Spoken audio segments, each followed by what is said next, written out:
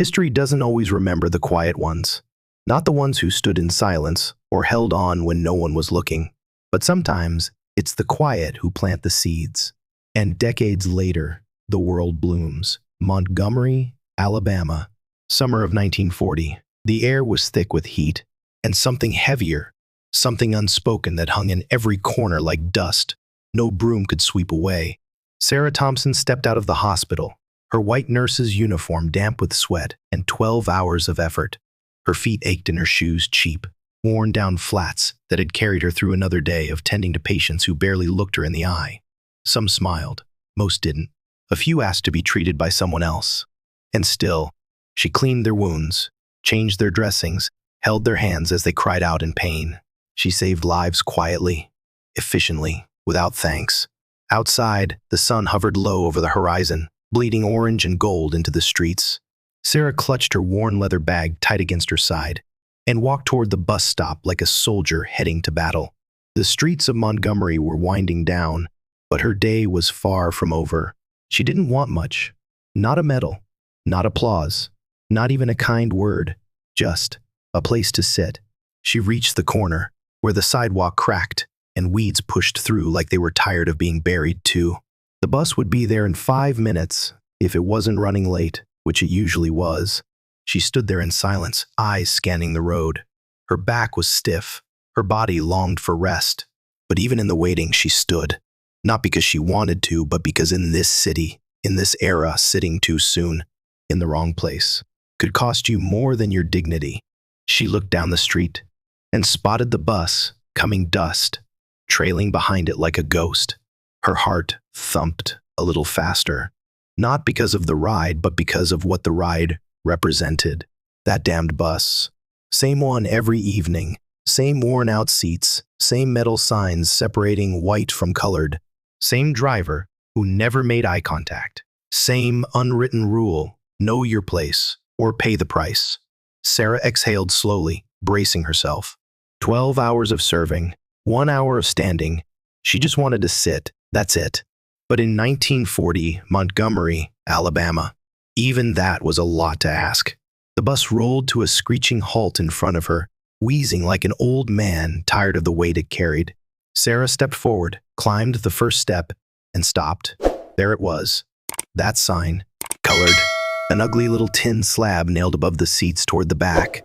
It always felt like it was looking at her, judging, smirking, reminding her that no matter how many people she healed, how long her shifts were, or how polite she spoke, she would always have to walk past the real seats to find the ones that barely counted. She dropped her fare in the box, 10 cents clinking against metal, and immediately stepped back down. Rule was, pay up front, then walk around and re-enter through the rear door. The front of the bus was for white folks, always had been, always would be, for now. Sarah stepped onto the rear steps, gripping the railing, and boarded again, this time into her side of the world. The bus smelled of dust, rusted metal, and the tiredness of people who were taught to shrink. She scanned for an empty seat. There weren't many. Then she saw her a little girl sitting alone, swinging her feet in the air, barely tall enough for them to touch the floor. She wore a cotton dress with faded blue flowers and held a schoolbook against her chest like it was her shield. A pair of braids framed her round face, and she looked up at Sarah with wide eyes full of curiosity. "Ma'am," the girl said quietly, scooting over. "You can sit here if you want." Sarah smiled, her first real smile in hours. "Thank you, sweetheart." She sat beside the girl, adjusting her bag and smoothing her skirt over her knees. The seat creaked. It wasn't comfortable, but to Sarah, it felt like a blessing. The girl stared at her uniform for a long second. "Are you a nurse?" "I am." The girl's face lit up. "Really? Like a real nurse? Like the ones in the books?" Sarah chuckled softly. "I suppose so. What kind of nurses are in your books?" "They wear white, and they help people, and they always know what to do." She paused, gripping her book tighter. "And they're never afraid." Sarah looked down at her own lap. Her hands trembled, slightly fatigue mostly, but also a dull ache of something heavier. Not fear exactly, but awareness. The kind that wraps around you like a second skin. The kind that teaches you when to speak, when to shrink, when to disappear. I try not to be afraid, she said. But sometimes, even nurses are. The girl nodded, thoughtful. My name's Ruby. Nice to meet you, Ruby. I'm Sarah. Ruby looked back at the aisle, where more passengers were getting on, white folks mostly, filling up the seats near the front, chatting and laughing like they were at a Sunday picnic. You help white people too? Ruby asked quietly. Sarah hesitated. Yes, I help everyone. Ruby looked confused. Even the mean ones? Sarah turned toward her. There was something in the girl's voice, an edge of hurt, too deep for her age. Sometimes, Sarah said, choosing her words carefully, being kind to someone doesn't mean they'll be kind back. But I help them anyway, because I don't want to be like them. Ruby nodded again. Mama says we gotta be better than what they expect, even if they don't deserve it. Sarah's throat tightened. Your mama's a smart woman. Silence settled between them for a moment, but it wasn't uncomfortable. It was gentle, like the silence between waves. Ruby fidgeted with her book, then opened it. The pages were creased and worn. On one of them was a black and white drawing of a nurse tending to a child. The nurse looked like Sarah, but wasn't. She doesn't look like you, Ruby said, but you look more real. Sarah didn't know what to say to that, so she just smiled. The bus jerked forward, and they rolled on through Montgomery past barbershops, laundromats, diners with signs that said whites only in bold, cruel letters. They passed a movie theater with a separate entrance marked colored balcony, and through it all, Ruby kept stealing glances at Sarah's white uniform like it was made of magic. Sarah could feel it, the unspoken connection. Ruby didn't just see a nurse, she saw something else. A version of herself, perhaps. A glimpse into who she could be. And Sarah didn't want to let her down. You like reading? She asked. Ruby beamed. I love it. I want to be a teacher one day. Or maybe a nurse like you. Or maybe both. Sarah laughed. Both is a good idea. You can heal bodies and minds. The bus turned a corner. A few more passengers got on. Up ahead, the seats were starting to fill up, too fast. Sarah's smile faded, almost imperceptibly. She shifted in her seat, preparing herself. There was a rhythm to these rides. She'd done it so many times she could feel it coming. Ruby noticed. You okay?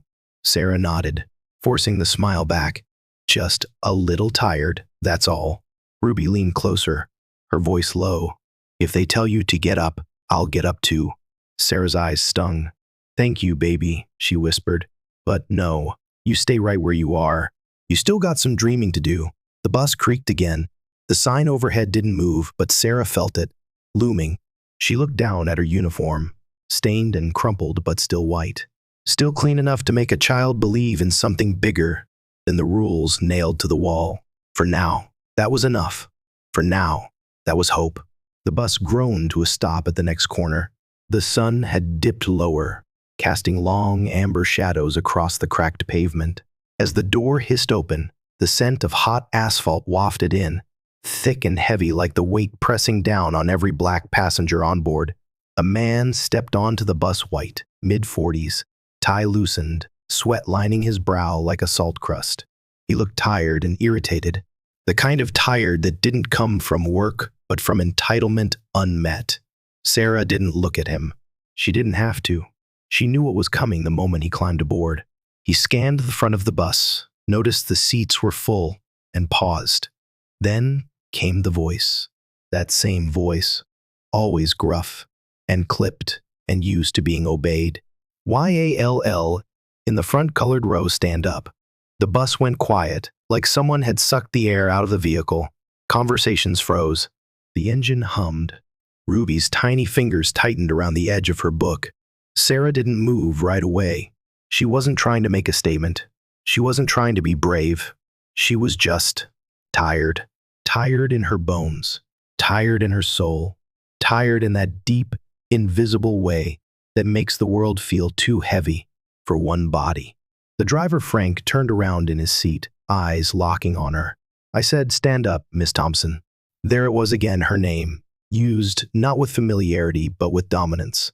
A reminder that even when they used your name, it wasn't yours. It belonged to the system, to the code, to the quiet, smirking violence of the way things are. Sarah glanced at Ruby. The little girl looked up at her with wide, worried eyes.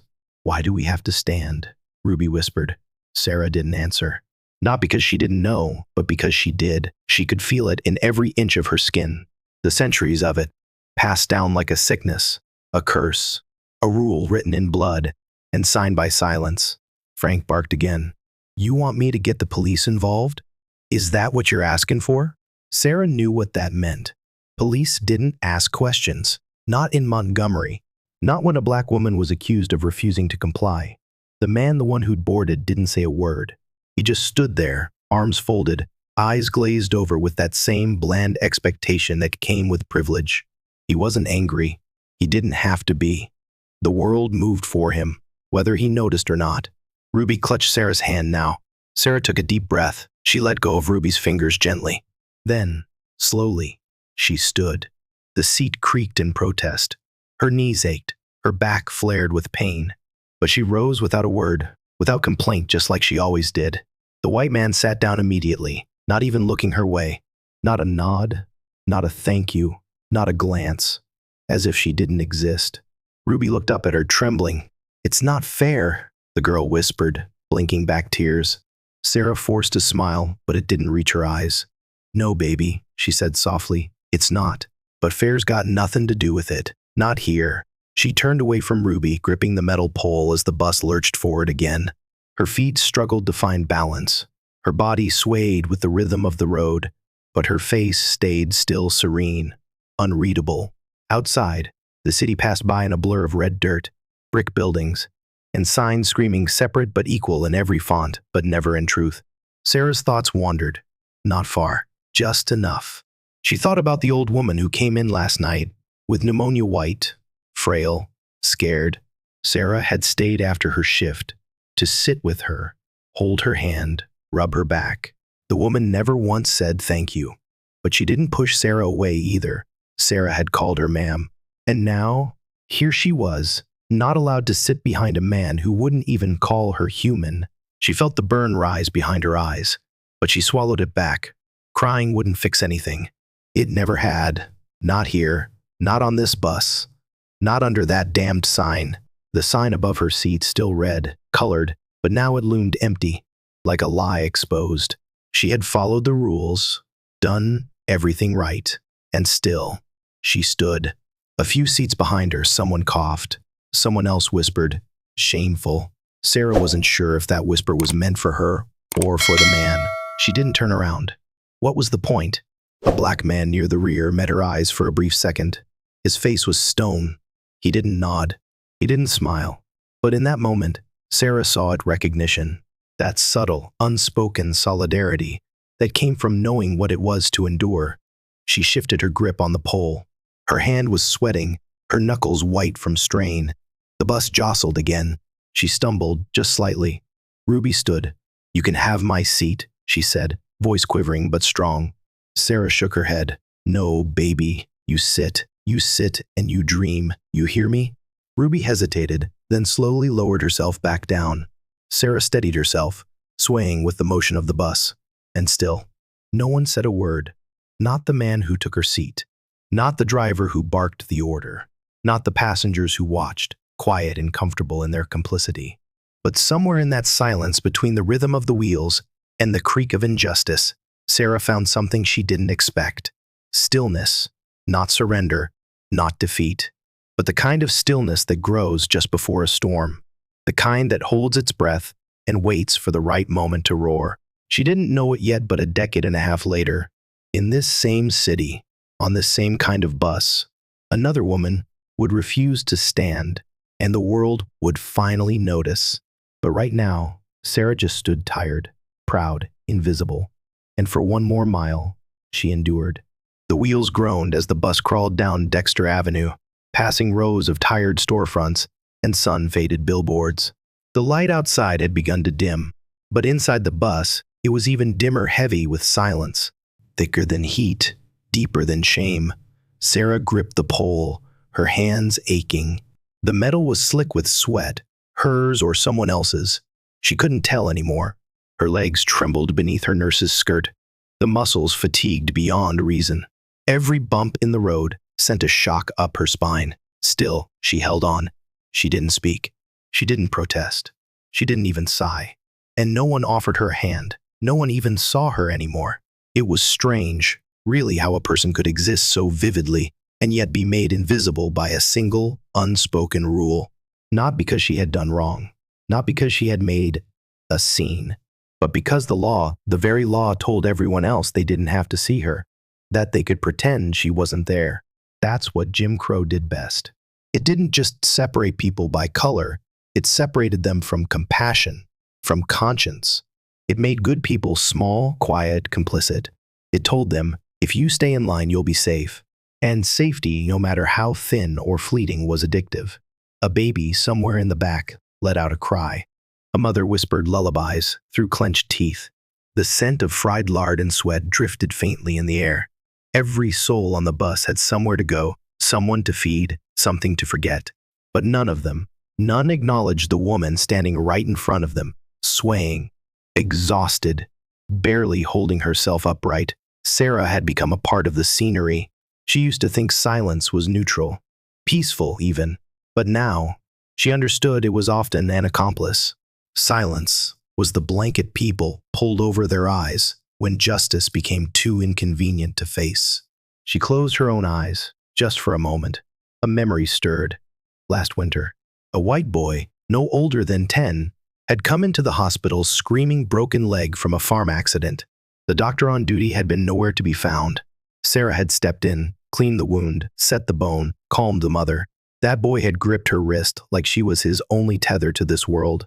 "Don't go," he'd whispered through his tears. "Don't let go." And she hadn't. She remembered his face. She wondered if she passed him on the street now, would he even look at her? Would he remember the hands that held his? Probably not. The law didn't erase people, it just taught others not to see them. Another jolt. The bus hit a pothole. Sarah's knees buckled slightly. Her hand slipped on the pole. A sharp gasp escaped before she could stop it. Ruby stirred in her seat, wide-eyed. "Miss Sarah?" "I'm all right," she managed, forcing a smile. Her voice was thin, her pride thinner. She adjusted herself again, this time with more effort. Her arm burned from holding on so tightly. Her back cried for mercy. Her body, used to long shifts, now begged for just one moment of stillness. Still, she refused to sit in shame. Not on the floor, not like that. Across the aisle, a black woman older, face carved by time, watched her with quiet understanding. She didn't speak either, but she reached into her purse, pulled out a handkerchief, and extended it. Sarah met her eyes for just a second, and in that single moment, a conversation passed between them, wordless, ancient, aching. Sarah took the cloth and dabbed her brow. "Thank you," she mouthed. The woman nodded once. Behind her, a man shifted in his seat, clearing his throat. He wore a suit, tattered but dignified, and held a newspaper like a shield. He looked out the window, but his grip on the paper tightened. That was the thing. People knew. They just didn't know what to do with knowing. Jim Crow didn't just segregate, it paralyzed. It told people, there is danger in noticing. There is risk in caring. And for some, the price of discomfort was greater than the price of injustice. A white woman, 2 rows ahead, glanced back. Briefly, her eyes met Sarah's, but only for a heartbeat. Then she turned away. Sarah didn't blame her, not really. She didn't expect help from people who had never been told they could offer it. She only wanted to make it home. But deep down, part of her wished anyone would do more than just see. The driver, Frank, looked in the rearview mirror. Their eyes met. He didn't blink. Sarah saw it. That flicker of smug control. That satisfaction of order maintained. He wasn't angry. No need for anger when you have power. He simply enforced. Ruby stood again, this time without a word. She looked up at Sarah and pointed to her own seat. "You can sit here." Sarah's heart ached. "No," she whispered, voice cracking. "You sit. You're still growing. I'm done." Ruby frowned, then sat slowly, confusion in her eyes. "Why is it like this?" Sarah hesitated. "Because," she said gently, "some people are afraid of what happens when we stop sitting where they tell us to." And then, after a pause almost to herself, "But fear doesn't last forever." The bus rolled on. Outside, the sun dipped below the rooftops. light scattered in long, bruised streaks across the buildings.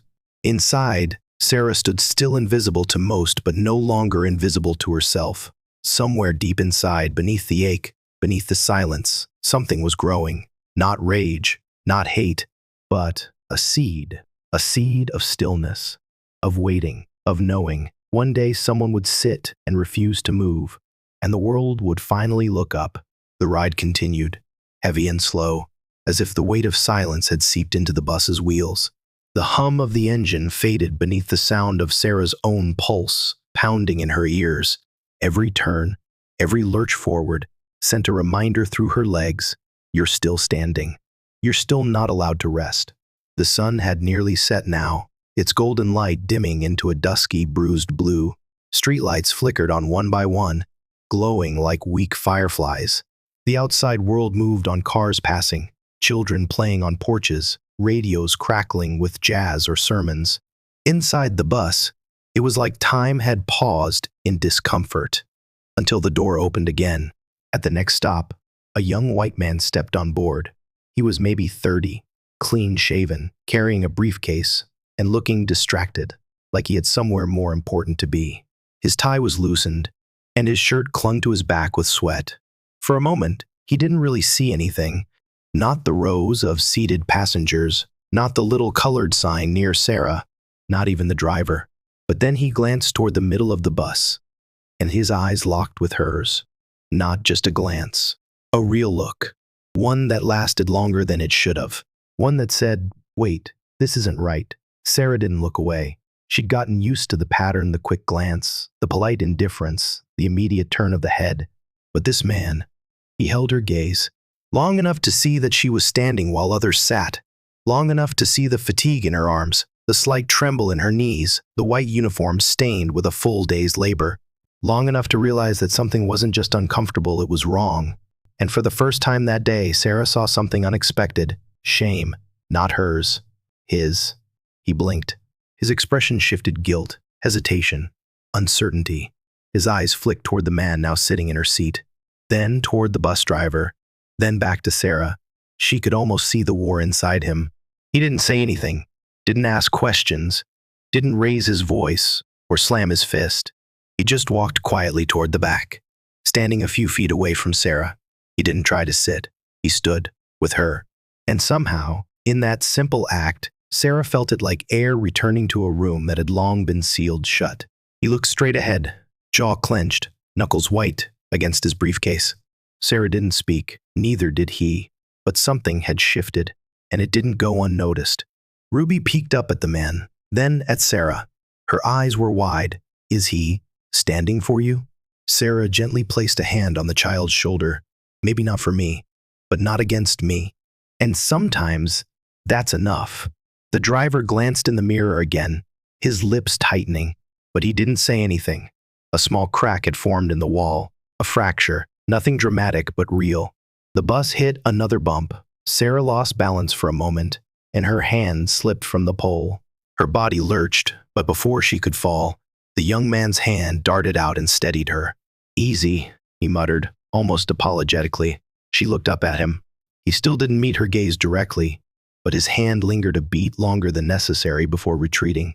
He looked straight ahead again, like it was the only direction he was allowed to face. Sarah stood straighter. The pain in her back hadn't faded, but something in her chest lightened just slightly. Her breath came easier, not because the injustice was gone, but because, for the first time today, she hadn't been alone with it. A few minutes later, the bus neared another stop.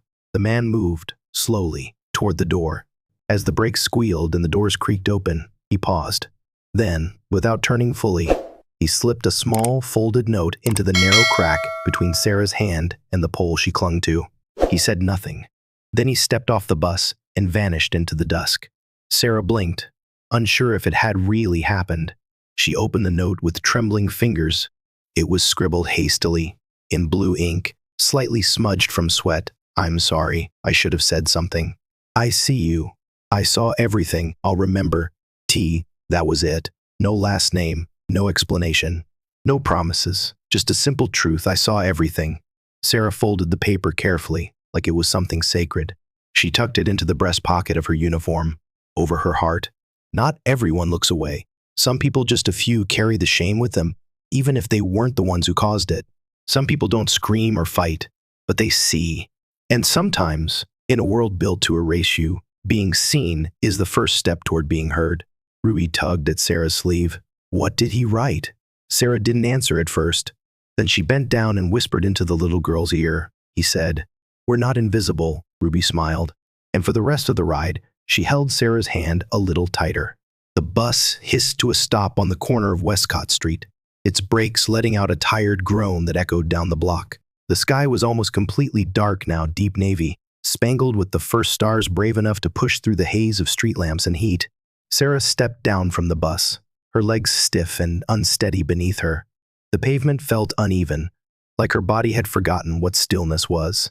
She winced with each step, the ache in her feet radiating upward, but she moved forward anyway. The familiar rhythm of the walk home helped. Ruby walked beside her in silence, her small hand occasionally brushing Sarah's. The little girl was quiet, now thoughtful in a way children shouldn't have to be. The walk was short, but in the silence, it stretched. They passed houses with porches and radios playing gospel songs. A screen door creaked somewhere. The scent of fried okra drifted out from a window. Voices murmured in the distance. Dogs barked. Just another evening in Montgomery, but not for Sarah. Tonight had left a mark, not just on her body, but somewhere deeper. A quiet wound that didn't bleed, but would take time to heal. They reached the house, a modest one-story cottage with peeling white paint and a sagging front step. The porch light flickered to life as they approached. Mama always kept it on. Sarah pushed the door open, and the warm smell of stewed greens and cornbread welcomed her home. "Mama," she called gently, "we're back." A woman in her 60s stepped into the hallway, wiping her hands on her apron. Her eyes softened when she saw Sarah, then narrowed slightly when they scanned her daughter's face. "You okay, baby?" she asked. Sarah nodded, but the truth sat heavy behind her eyes. "I'm fine." Mama turned to Ruby. "You get home all right, sweetheart?" "Yes, ma'am," Ruby whispered. "Miss Sarah took care of me." "She always does," Mama said softly. Sarah hung her bag on the hook near the door and bent down to take off her shoes. Her feet were swollen, red at the heels, and raw at the toes. She inhaled sharply as she stood back up. Mama noticed. "Long shift?" she asked, already moving toward the kitchen. 12 hours, Sarah replied. Mama set a plate of food on the table. "Sit, eat." Sarah hesitated, glancing at the wooden chair. "I've been standing so long. I forgot how to sit." Mama paused, then said gently, "Then sit like it's a revolution." Sarah smiled faintly and lowered herself into the chair. The wood creaked, but it held her. Ruby sat beside her, eyes still fixed on her face. "I think that man was scared," she said suddenly. Sarah looked at her. "Which one?" "The white one. The one who gave you the note." He looked scared, but he stood anyway. Sarah nodded. Sometimes being scared and standing up don't cancel each other out. They happen at the same time. Mama placed a glass of water in front of her daughter and rubbed her shoulder. "You always were good at carrying things no one else wanted to," she murmured. Sarah didn't respond. Her hand drifted up to her chest, where the folded note still rested inside her uniform pocket. She pressed her fingers to it lightly, like she was trying to keep it close to her skin. "He said he saw me," she whispered. Mama paused, her back to them as she stirred a pot on the stove. "That's rare," she said after a moment. "Being seen. That's not nothing." Sarah looked around their little kitchen. The cracks in the wall, the uneven floorboards, the framed photo of her father in his war uniform. All the quiet things that made up their world. She turned to Ruby. "What do you want to be when you grow up?" Ruby beamed. "A nurse, like you." Sarah leaned forward. "Then listen close, baby. If you're going to wear this white coat, you wear it with your back straight. You look people in the eye, even when they try not to see you. And you sit when you need to. You hear me?" Ruby nodded solemnly. "You sit." Mama placed a bowl of greens in front of her. "You say it like it's more than resting." Sarah looked down at her food. "Because it is." She thought about the metal pole, the aching arms, the silent bus, the man with the note, the hundreds of rides before this one, and then she thought of tomorrow, of every girl who would step onto that same bus. Someone's going to have to teach them it's okay to stop standing just because someone else told them to. Mama sat across from her. Her hands were rough, weathered, hands that had raised children, buried a husband, and scrubbed the floors of white families for decades. I taught you to survive, she said, but I hope your daughter, she learns to live. Sarah's breath caught in her throat. She swallowed hard, and then quietly, but with absolute certainty, she said, she won't have to stand like I did. Mama reached across the table, took her hand. Then make sure you live long enough to see it. Sarah nodded, and for the first time that day, the ache in her legs didn't feel like defeat. It felt like legacy. Outside, the street was still. But inside that kitchen, a new kind of fire had been lit. Not the fire of anger, but of knowing, of choosing, of building a world where one day, maybe not soon, but someday a little black girl in a white uniform would sit on any seat she pleased, and no one would dare tell her to stand. Years later, the Montgomery bus depot had changed. New paint, new drivers, new routes, but the bones of the place remained. That same metallic scent in the air, that same creaking of worn seats, and in the far corner near a rusted vending machine stood a small bronze plaque. No tour guide pointed it out. No crowd gathered around it, but it waited, patiently, for those who needed to read it, to the ones who stood when they were told to, and sat when they were ready. Below the inscription, Sarah Mae Thompson, 1914-1966. A name history didn't shout, but whispered, for those who listened. March 1955. The Montgomery County Courthouse buzzed with reporters, camera flashes, and the heavy tension of change in the air. Inside, a young black nurse sat tall in the witness chair. Her name, Ruby Walker. She wore her uniform like armor white, pressed, spotless. A pin over her heart read, Public Health Volunteer, Bus Boycott. The lawyer stepped forward. Miss Walker, tell us, what made you first aware that what was happening on those buses wasn't just uncomfortable, but wrong? Ruby didn't hesitate. Her voice was firm, like it had waited years to be heard. I was 9. I was riding home with Miss Sarah Thompson. She was my neighbor. A nurse. A good one. She had just finished a 12-hour shift, and she found a seat. But when a white man got on, the driver told her to stand. The room went still.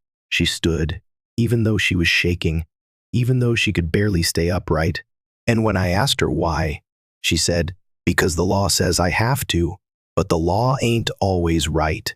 2 months later, Ruby walked the same block where she and Sarah once stepped off that bus together. The storefronts were brighter now, the signs were fewer, and for the first time, there were black girls sitting near the front windows, heads high, no signs above them. She passed a group of school children waiting for a bus. One of the girls, dark-skinned, in pigtails, wore a makeshift nurse's cap made of folded paper. Ruby stopped, smiled, then reached into her bag and pulled out a folded piece of paper. The same paper she had kept since that night in 1940. The note, still creased, still clear. I'm sorry. I should have said something. I see you. I saw everything. I'll remember. T. She handed it to the girl. Here, Ruby said. Keep this. Someone once gave it to a woman I admired. It reminded her that not everyone looks away. Back at home, Ruby opened a box she hadn't touched in years. Inside, a photograph of Sarah, smiling in her nurse's uniform, a scrap of her old bus pass, and the original note from T. She added something new, her own letter. Dear girl, if you're reading this, it means the world has changed again. You won't know Sarah. She never made headlines, but she made me, and I helped change the world. Because of her, I stood, and now you get to sit wherever you damn well please. She folded the letter, slid it into the box, closed it gently, and smiled. Sarah Thompson never made the papers. She never led a protest. She never said no on national television, but she said yes to dignity, yes to courage, yes to a little girl who believed in the white of a nurse's uniform. She stood, so someone else could one day sit. And when Ruby sat, the world finally listened. This story isn't in the history books, but it lives on in everyone who remembers.